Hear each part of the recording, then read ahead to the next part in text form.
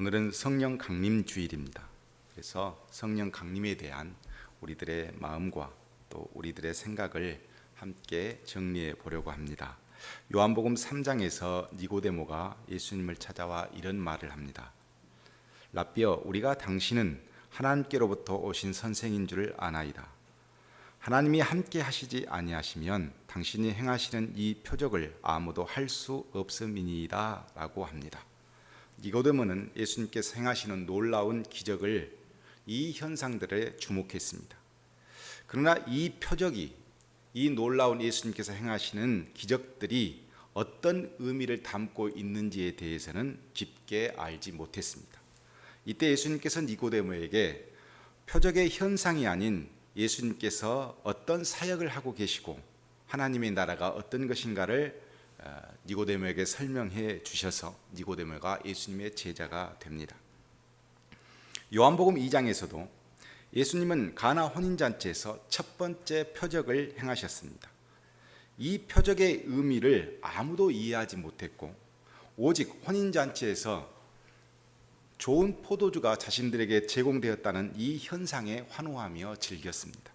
그러나 훗날 요한은 요한복음을 기록하면서 이 혼인잔치에서 제공된 포도주는 단순한 기적이 아니라 메시아의 사역을 설명하려고 하는 의미를 담고 있는 어떤 표적이라는 것을 알게 되었고, 그래서 요한복음에 그것을 기록해서 적어 놓았습니다.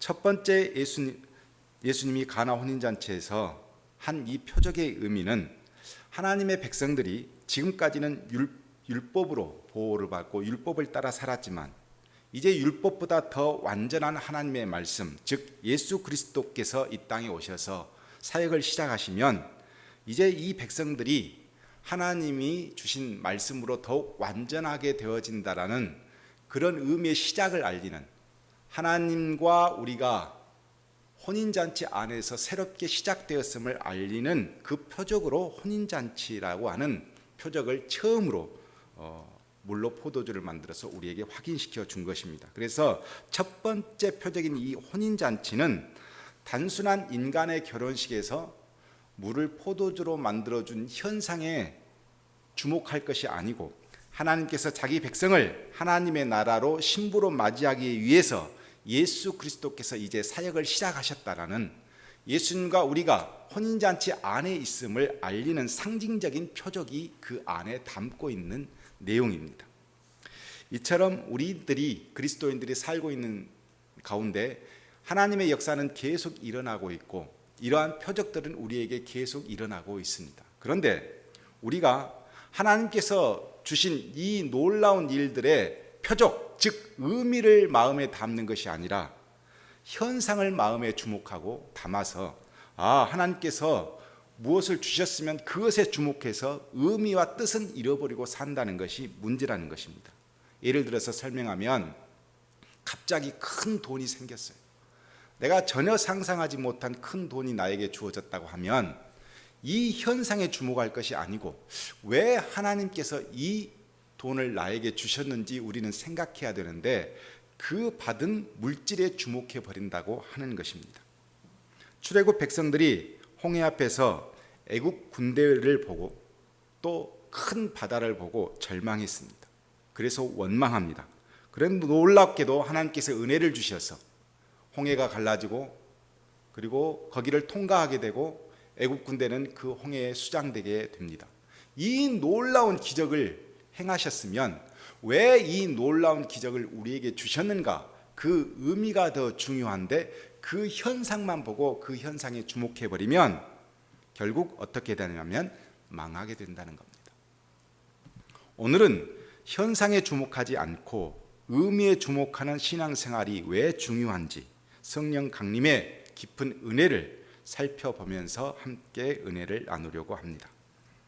오늘 본문은 오순절 성령 강림을 기록하고 있습니다. 성령이 강림한 장소는 마가의 다락방이라고 알려져 있습니다. 본문 2절과 4절까지 성령 강림의 현상을 기록해 놓았습니다.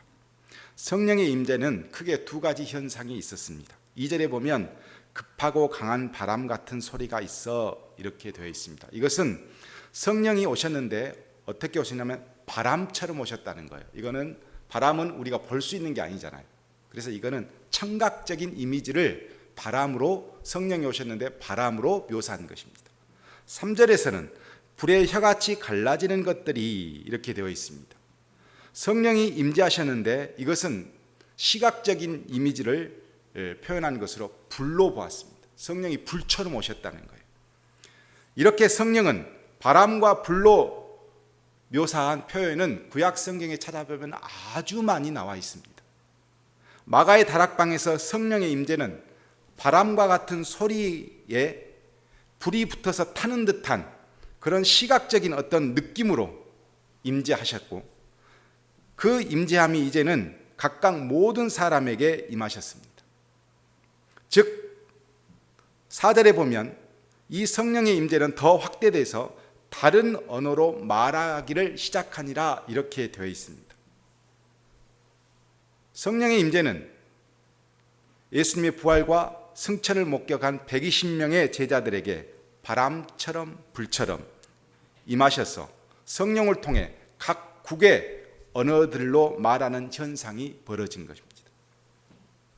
이 현상에 놀라는 것은 7절에 보면 이 무리들이 모두 대부분의 사람들이 갈릴리 사람이었다는 것입니다. 갈릴리 사람이어서 놀라게 된 이유는 갈릴리 사람은 이방인들과 아주 밀접하게 살았습니다. 솔로몬 왕 이후부터 계속 이방인들과 계속 밀접하게 살다 보니 이스라엘 백성들이 가지고 있는 어떤 그 하나님의 백성으로서의 자존심이라든가 색깔들이 많이 희석되었고, 그래서 사람들은 갈릴리 사람 하면 시골뜨기 또는 타협한 자들이라는 별명으로 부르기 시작했고, 대부분 갈릴리 사람 하면 배우지도 못하고 율법에 경건하지도 못한 그런 사람들을 싸잡아서 이야기할 때 너 갈릴리 사람이냐? 이렇게 말할 정도로 그런 사람들이었습니다. 그런데 이 사람들이 당시 사용하고 있는, 많은 사람들이 사용하고 있는 고급 언어를 사용하고 있었다는 것입니다. 우리로 보면 전라도 사투리, 경상도 사투리를 막 쓰고 있는 사람이 굉장히 유창하게 영어를 쓰고 프랑스어를 쓰고 스페인어를 쓰고 이렇게 고급 언어를 사용하는 것과 똑같은 어떤 그런 모습이라고 볼 수 있습니다. 이 현상을 보고 세계 각국에서 몰려든 경건한 유대인들, 하나님을 알고 있는 사람들이 오순절을 지내기 위해서 온 이 많은 사람들이 그 현상에 주목했고, 그래서 13절에 그들이 평가는 이렇습니다. 그들이 새술에 취하였도다. 결국 달콤한 술에 취해서 대낮부터 저렇게 하고 있다는 겁니다. 성령의 임재를 현상만 보고 평가하면 이렇게 평가할 수 있습니다. 세상 사람들은 성령을 모르니까 현상만 보고 뭐라고 하냐면 술 취했다 이렇게 평가하지만, 그러나 우리 그리스도인들은 성령의 임재를 현상만 보고 평가하면 절대적인 모순에 빠질 수 있으므로 그렇게 평가하면 되지 않습니다. 즉 현상을 볼 것이 아니라 그 의미와 뜻이 무엇인지를 주목할 때 성령 강림 오순절날 이루어진 이 사건을 우리는 제대로 이해할 수 있고 제대로 설명할 수 있습니다. 따라서 오늘 중요한 것은 이 성령 강림이 임하신 현상에 주목할 것이 아니라 그 의미가 무엇인지를 우리는 이 시간에 함께 추적해 보려고 합니다. 먼저 왜 성령은 바람과 불의 성령의 역사가 방언으로 나타났느냐 하는 것입니다. 다른 것으로도 나타날 수 있었는데 왜 성령은 방언으로 나타났는가 하는 것이 굉장히 중요합니다. 제가 신학교 다닐 때 선교학 시간에 교수님께서 이 오순절 방언의 사건을 일치와 통합의 사건으로 설명해 주었을 때 엄청나게 저 스스로는 놀랐습니다. 왜냐하면 제가 다니던 교회에서는 목사님께서 방언 현상에 대해서 설명해 주셨고 또 방언을 받는 방법에 대해서 가르쳐 주셨기 때문에 모범적인 답안으로 늘 고린도 교회에서 혼란스러운 방언을 사용한 그것이 성령의 역사라고 하면서 그렇게 가르쳐 주었기 때문에 저는 그것을 통해서 방언을 이해하고 있었는데, 교수님은 난데없이 새로운 하나님의 나라를 선포하긴 사건으로 방언이 있었다라고 설명해 주었기 때문에 제가 엄청나게 충격을 받은 것입니다. 교수님은 성령 강림에 있어 방언이 일어난 이 현상에 주목하지 않고 성령 강림의 의미에 주목해서 우리에게 설명해 주었던 것입니다. 교수님께서 설명하신 성령 강림과 방언이 주는 의미는 어떤 것이었을까? 제가 말씀드리면 이런 것들입니다. 우리는 창세기 11장에서 바벨탑 사건을 성경에서 읽었습니다. 홍수의 심판을 경험한 많은 사람들이 신할 평지에서 모였고, 신할 평지에 모여서 그들은 회의를 했습니다. 어떻게 하면 우리의 이름을 후손들에게 많이 알리고, 그리고 이제 홍수와 같은 심판에서 도망다니지 않고 자유롭게 살 수 있을까? 라고 주목을 했고, 이 좋은 땅에 큰 바벨탑을 쌓아서 거기에서 우리가 흩어짐을 면하고 우리의 이름을 세상에 알리면서 살자, 이런 악한 생각을 하게 되어 하늘 꼭대기까지 바벨탑을 쌓아보자 라고 쌓기를 시작했습니다. 이때 하나님께서 이들의 악한 동기와 행동을 심판하셨는데, 그때 사용되어진 심판의 도구가 언어의 혼란이었습니다. 언어의 혼란이 오자 이 사람들은 서로 말이 통하지 않으니까 각각 뜻에 맞는 사람과 흩어져서 살게 되었고, 인류는 이때부터 언어가 다양해지고 서로 하나 되기보다는 서로 다른 생각을 가지게 되었습니다. 하나님의 심판은 언어의 혼잡으로 인해서 인류가 서로 다른 환경을, 서로 다른 문화를, 서로 다른 마음을 가지게 되었고, 언어의 혼잡은 결국 하나님의 저주의 심판이라는 것을 알게 된 것입니다. 그러나 오늘 본문의 성령 강림은 인류의 치명적인 언어의 혼잡이 사라지고 이제는 하나님의 성령으로 완전히 언어가 통합되었다는 겁니다. 결국 성령으로 한 몸이 되는 놀라운 은혜를 이 오순절날 성령 강림을 맛보게 된 것입니다. 따라서 방언은 현상이 아니라 상징이며, 이 상징적인 의미는 예수님의 십자가와 부활로 인해 선포된 하나님의 나라는 바벨탑의 저주, 언어의 혼란으로 모든 사람이 서로 다른 생각을 갖고 다른 문화를 갖고 다른 마음으로 살게 되었으나, 이제 예수님의 십자가와 부활은 우리들에게 하나님의 영이 함께하여서 새로운 질서, 하나 되어는 통합, 이 역사가 선포되는 것을 바로 성령 강림으로 말씀해주고 증거하기 위해서 오순절 성령 강림이 있었다는 것입니다.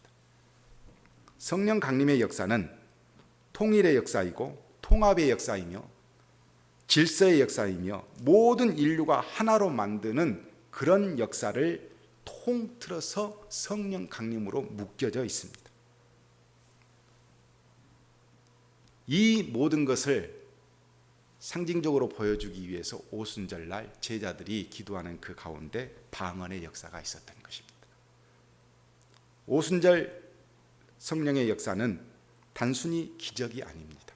이것은 의미와 상징이 있습니다. 하나님의 통합과 질서가 회복되어지는 놀라운 은혜가 그 안에 숨겨져 있는 것입니다. 그러나 오순절 방언 사건의 현상에 주목한 사람들이 있었습니다. 의미와 뜻보다는 오히려 그 현상에 주목하고 그것을 동경하는 사람들이 있었는데, 그 사람들이 고린도 교인들이었습니다. 방언의 현상에 주목한 고린도 교회는 예루살렘 방언과는 전혀 다른 혼란과 무질서의 혼란의 언어를 가지고 있었습니다. 너도 모르고 나도 모르는 방언을 사용했어요. 예루살렘 교회는 모든 사람들이 알아듣는 언어를 사용했으나 이 고린도 교회는 서로 알아들을 수 없는 언어를 사용합니다. 그래서 바울이 고린도전서 14장에서 이렇게 말합니다. 만일 누가 방언으로 말하거든 두 사람이나 많아야 세 사람이 차례를 따라 하고 한 사람이 통역할 것이요, 만일 통역하는 자가 없으면 교회에서는 잠잠하고 자기와 하나님께 말할 것이요, 그랬습니다. 성령의 역사는 통합과 질서의 역사인데 방언으로 인해서 혼란이 일어나니 바울이 뭐라고 말하냐, 방언을 그렇게 말하고 싶으면 한 사람씩 질서대로 하고, 근데 무슨 말인지도 모르는 말을 했을 경우 그 말을 해석하는 사람이 없으면 하지 마라. 이렇게 질서를 가르쳐 준 겁니다. 그래서 고린도전서 12장에서 바울은 이렇게 성령을 소개합니다. 몸은 하나인데 많은 지체가 있고 몸의 지체가 많으나 한 몸과 같이 그리스도도 그러하니라. 우리가 유대인이나 헬라인이나 종이나 자유인이나 다 한 성령으로 세례를 받아 한 몸이 되었고 또 다 한 성령을 마시게 하셨느니라 그랬습니다. 성령의 역사는 혼란과 무질서의 역사가 아닙니다. 성령의 역사는 질서의 역사이며 통합의 역사입니다. 따라서 오순절날 방언은 현상에 집중하면 말할 수 없는 혼란으로 빠지게 되나 성령 강림 사건 안에 하나님의 뜻이 무엇인지, 의지가 무엇인지, 우리에게 뭐라고 말씀하시기 위해서 이 방언의 사건이 있었는지에 대해서 우리가 주목하면 우리에게는 엄청난 은혜가 함께 임하게 되는 것입니다. 그리스도인들이 방언 현상에 주목하고 신앙의 도구로 활용하려는 것은 하나님의 뜻을 무시할 뿐만 아니라 성령 임재를 희색시키는 것이고 성령 임재에 대한 의미를 알지 못하게 해서 결국 우리가 스스로 망하게 되고 혼란에 빠지는 격이 되는 것입니다. 그렇다면 왜 오순절에 성령이 강림하셨을까? 다른 날도 있는데 부활절 다음 날 성령이 강림하실 수도 있는데 왜 50일이란 긴 시간 동안 성령이 강림하시지 않다가 오순절날 성령이 강림하셨을까 하는 것이 또한 의미와 함께 있습니다. 이스라엘 백성들에게 있어서 오순절은 처음 수확한 밀을 가지고 처음 딱 밀을 베어서 그것을 수확한 다음 그것을 가지고 하나님께 제사를 드리는 날이 오순절이었습니다. 그런데 이 오순절은 특별한 역사와 함께 의미를 가지고 있습니다. 출애굽기 19장에 보면 이스라엘 백성들이 애굽에서 1월 14일 날 유월절을 보냅니다. 어린 양을 잡고 문지방에 바르고 그래서 15일 날 14일 날 저녁에 장자들이 죽어서 이제 해방이 되어지고 15일 날 아침에 1월 15일 날 아침에 애굽을 떠나서 이제 약속의 땅으로 출발을 합니다. 출발을 해서 정확히 3월 1일 날 45일째 되던 날 시내산에 도착하게 됩니다. 시내산에 도착했었을 때 하나님께서 모세를 불러서 뭐라고 말씀하시냐면 내가 왜 시내산에 오게 했는지 무슨 목적으로 시내산에 올 수밖에 없었는지를 쭉 설명해 주신 다음 모세를 내려보냅니다. 다음 날 또 모세를 불러 다시 모세가 시내산에 올라갑니다. 그 날은 3월 2일이었습니다. 46일째 올라갔더니 모세에게 하나님께서 말씀하시기를 3일 후에 내가 백성들에게 임재할 것이니 너는 백성들을 거룩하게 몸단속해라 이렇게 말씀을 해주십니다. 그래서 3일 후 50일째 되던 날 하나님께서 임재하십니다. 임재하셔서 주신 것이 뭐냐면 십계명입니다. 그 날이 바로 오순절과 겹치는 날이었습니다. 그래서 이스라엘 백성들은 이 오순절을 뭐라고 생각했냐면 하나님께서 우리에게 율법을 주신 날이 거룩한 백성들이 하나님의 백성들이 거룩하게 되라고 거룩한 백성들의 자격을 어떻게 할 것인가를 우리에게 말씀해 주는 날이 바로 50일째 오순절 날이라고 그들은 알고 있었고 역사의 기록에 보면 요세푸스라고 하는 사람이 예수님이 오시기는 그 시기에 이스라엘의 모든 백성은 오순절 날 오히려 추수를 감사하기보다는 바로 하나님께서 우리에게 주신 율법의 말씀을 더 기념하고 확장시켰다는 겁니다. 결국 모든 곳에서 온 이 오순절에 온 이스라엘 백성들은 예루살렘에 모인 이유는 뭐냐면 바로 하나님께서 모세에게 거룩하라고 주신 율법을 받은 날로 기념하기 위해서 예루살렘으로 모인 것입니다. 이때 하나님께서 임재하신 겁니다. 그런데 중요한 것은 이스라엘 백성들이 이 하나님이 주신 율법 안에 거룩해지지 않고 순종하지 않습니다. 예언자를 보내서 또 말씀해 주셨으나 듣지 않습니다. 선지자를 보내보기도 합니다. 안 듣습니다. 사사를 보내보기도 합니다. 또 안 듣습니다. 그래서 그들이 요구하는 대로 왕을 세워서 그들을 거룩해지기를 원했습니다. 그러나 그들은 거룩해지지 않고 순종하지 않습니다. 그래서 하나님은 세상 나라 임금을 동원시켜 이스라엘 백성들을 포로민으로 다시 잡아버립니다. 백성들은 포로 생활을 하면서 그 아픈 고통과 싸워내면서 그들은 깨달았습니다. 우리가 하나님 앞에 율법으로 거룩해져야 하나님은 우리를 백성으로 인정해 주시는구나. 그러면서 그들이 소망하는 것은 뭐냐면 다시 한 번만 모세와 다윗과 같은 메시아를 우리에게 보내주신다면 우리가 그 메시아를 통해서 자유로운 자유민이 되지 않겠는가라고 하면서 하나님께 기도하고 거기에 집중했습니다. 이때 예수님께서 오신 겁니다. 예수님께서는 오셔서 진리의 말씀을 선포해 주셨습니다. 완성된 하나님의 말씀을 선포해 주셨습니다. 그러나 백성들이 그 하나님의 말씀을 인정하지 않고 예수를 십자가에 못 박혀 죽였습니다. 그러나 부활하십니다.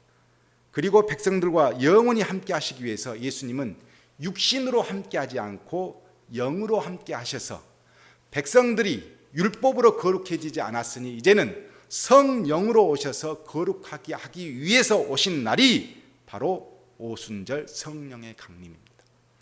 오순절 너희들은 이제 율법으로 하나님의 백성이 되는 것이 아니고 성령으로 하나님의 백성이 된다는 것을 선포하시기 위해서 50일째 그 상징적인 의미를 갖고 이 땅에 강림하신 것입니다.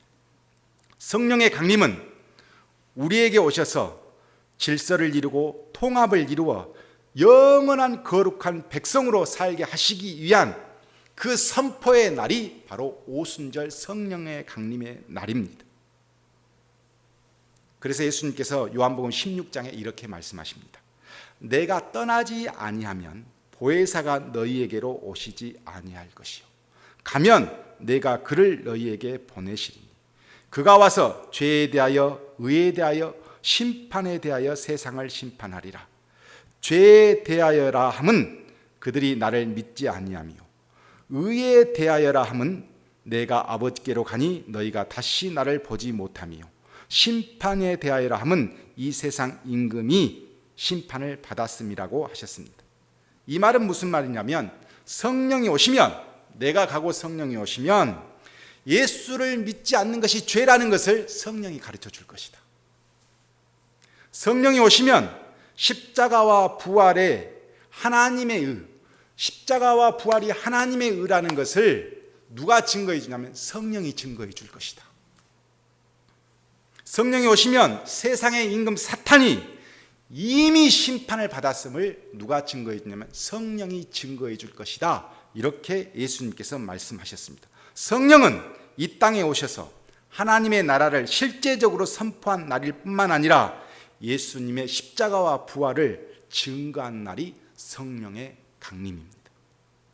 이런 중요한 의미와 뜻을 담고 있는데 세상 사람들처럼 방언의 현상에 묻혀 있다면 그것은 성령 강림을 모독하는 것이고 이해하지 못하는 것이고 부인하는 것과 같습니다.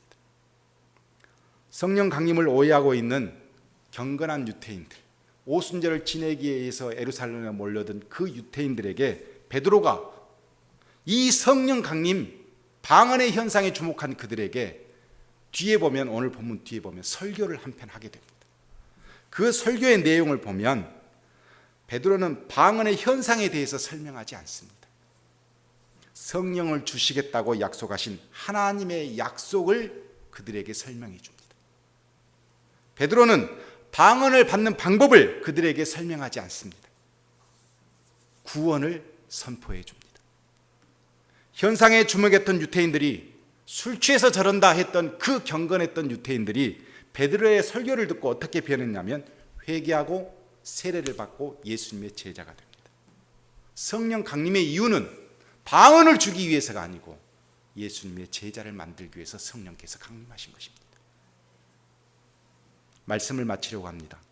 요한복음 14장에서 예수님께서는 이렇게 말씀하십니다. 내가 아버지께 구하겠으니 그가 또 다른 보혜사를 너희에게 주사 영원토록 너희와 함께 있게 하리니 그는 진리의 영이라 세상은 능히 그를 받지 못하나니 이는 그를 보지도 못하고 알지도 못함이라. 그러나 너희는 그를 아나니 그는 너희와 함께 하심이요 또 너희 속에 계시겠습니다. 내가 너희를 고아로 버려두지 아니하고 너희에게로 오리라. 조금 있으면 세상은 다시 나를 보지 못할 것이로되 너희는 나를 보리니 이는 내가 살아있고 너희도 살아있겠습니다. 그 날에는, 성령이 강림하신 날에는, 성령이 우리에게 임재하신 그 날에는 내가 아버지 안에, 너희가 내 안에, 내가 너희 안에 있는 것을 너희가 알리라 그랬습니다. 성령이 강림하시면 한 몸 한 영이 됩니다. 하나님이 우리 안에, 우리가 하나님 안에. 우리를 고아처럼 내버려 두지 않기 위해서 성령이 임재하셨습니다. 한 몸이 되었습니다. 그런데 방언에 집중해야 되겠습니까? 현상에 집중해야 되겠습니까? 그것은 거짓입니다. 성령 강림은 분명히 하나님이 우리에게 임재하신 그 뜻이 있고 의미가 있고 그 뜻과 의미 안에 이 세상의 모든 사람들이 하나 되라는, 한 언어가 되라는, 한 뜻을 갖게 되라는 바로 큰 비전을 주시기 위해서 성령이 강림하신 것입니다.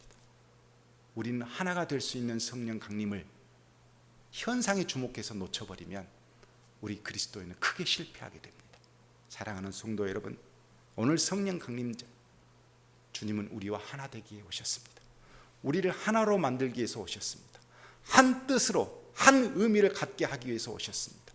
그 성령이 여러분과 여러분의 가정과 우리 교회 안에 있을 때 우리는 한 마음과 한 뜻이 되어 한 영을 섬기는 주의 종이 될 것입니다. 그렇게 되기를 주의 이름으로 축복합니다.